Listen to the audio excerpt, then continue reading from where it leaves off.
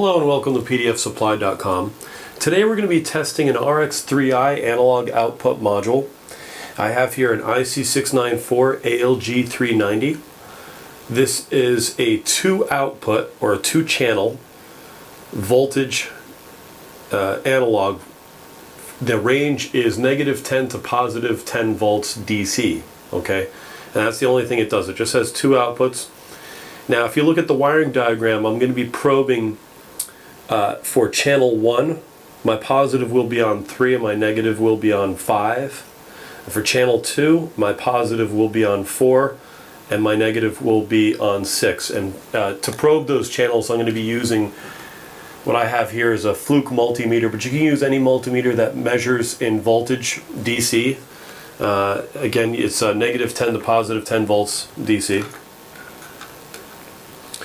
Another thing to keep in mind, if you guys are using, I have here an IC695CHS007 slot rack, but if you're using a CHS012 or a CHS016 rack, all of these racks are going to require an external power source on the far left-hand side of the chassis, okay?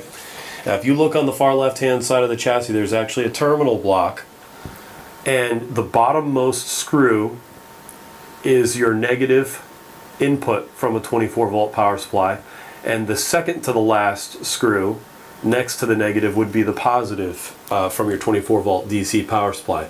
You have to have this in order to get a module OK light on this unit.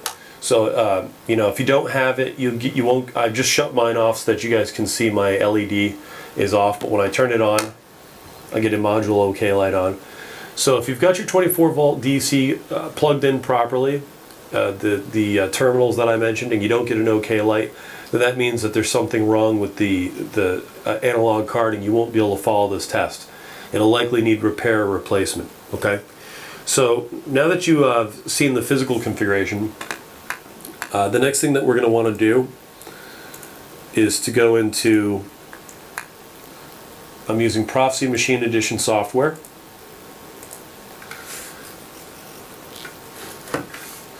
And I have a blank file that I've opened up that features the same power supply, rack, and CPU that you see physically in front of you.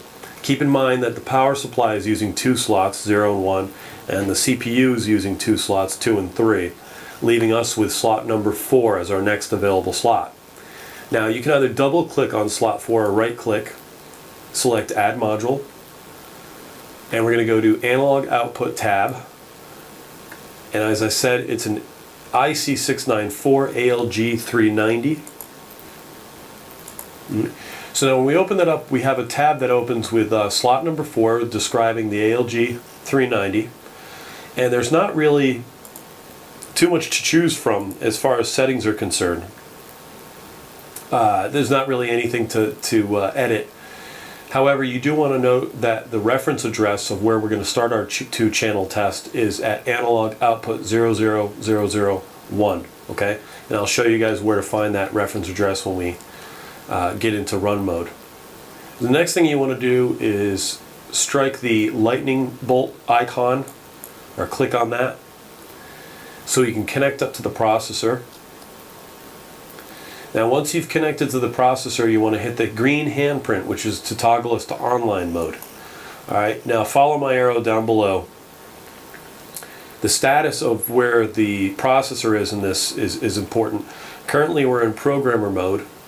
It's stop disabled, which means that the outputs are disabled and we're not in run mode. And the configuration and the logic are not equal. Okay, so that should be what your system should say. In a normal case, because the processor was doing a different task before we've asked it to test this ALG390. That's why it's confused. So because of that, we're going to go to Target, Online Commands, Clear, and we want to clear those faults. Clear controller and I/O fault table. Start from scratch, yes. And then we're going to download and run. Download information and run button in 1. Now, if you don't clear out those couple items that we just cleared, this controller and I/O faults, you're going to get hung up during this process. It won't go any further because it's detecting that you want to do something different. Now, here it's asking us, what do we want to download to the controller? For a simple test like this, we just want to download hardware configuration in motion and logic. Okay, no need to write anything to permanent flash memory or anything like that. And this will take a moment or two to just go through its downloading process. And when that's complete, we'll get into the analog output reference table.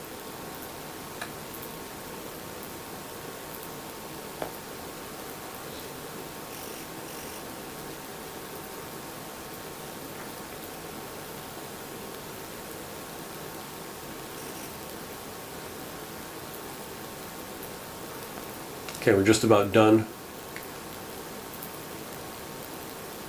And then of course when it asks us in a second here to, if we want to turn on the outputs, get it into run mode, we want to enable the outputs, yes. Now we're in run mode. Your processor should be in run mode. If the switch on the inside of the processor door is to the far right, you should be in run mode. Alright, and then this will allow us to test it. So if we drag down, I'm in the navigator, default tables, and we want analog output table. Now our reference address starts in the top right hand corner. This is the address. If you put your mouse over, hovering over the first area that you can edit the value, it should say analog output 00001. Again, that's the far right corner. And I'm going to put a value in of 32,000 and channel 2, which is the full length of our output. We only have 2 outputs. So what I want to do is take my multimeter, which is adjusted for voltage DC, and I'm going to attach my probes to the first channel. Again, if you're looking at the wiring diagram, first channel is located on 3 and 5, positive on 3, negative on 5. If you have your terminals the other way around, or if you have your probes the other way around, you're just going to get a negative value instead of a positive value. Not a big deal, but you should be doing it properly. Okay, now if you guys can see, I have a perfect 10 volts, and then I'm going to probe my numbers 4 and 6, which gives me my channel 2. Perfect 10 volts. So what I want to do now is change my value to half of 32,000. We're going to put a 16,000. Alright, now there's a purpose to this, and I'm going to reprobe my channel, and I should come up with 5 volts. And I do. And I have 5 volts on channel 2. Now I can continue to do this, cutting it in half, go down to 8,000. And I should have 2.5 volts. I should have half the voltage I just had. Okay, and then go to 4,000, 1.25 volts. What I'm doing here is I'm making sure that the analog card has a full range. Okay, typically with an analog output, or even an input for that matter, when they fail at full value. So in other words, I could put in any value at all, and if the card is failed in some cases, it'll still give me 10 volts. I could put a value of 2,000 in and give me 10 volts. I could put a value of 6,000, 10 volts.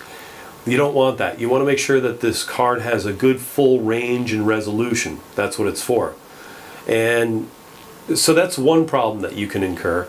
Another problem is that you could activate the channel and everything's in working order and you don't get any value at all. All right, that would be wrong also. So, you know, that would be an example of a failed card. Third thing that you want to look for is when you do probe these channels, they should be stable. Okay, they really need to be stable. They need to be where when you activate them, they don't move around. The voltage stays at exactly 10 volts or as close to it as possible, or whatever it is that you're inputting. Okay. So any of those things could be a major problem with the analog card. It could be a catastrophic problem where it would need replacement or repair. The ALG390 is IC694ALG390 is an item that we do repair here quite regularly at PDF Supply. We offer exchange programs, new and remanufactured products, and same-day shipping. So if that's something that you need or interests you, please see us at pdfsupply.com. Thank you.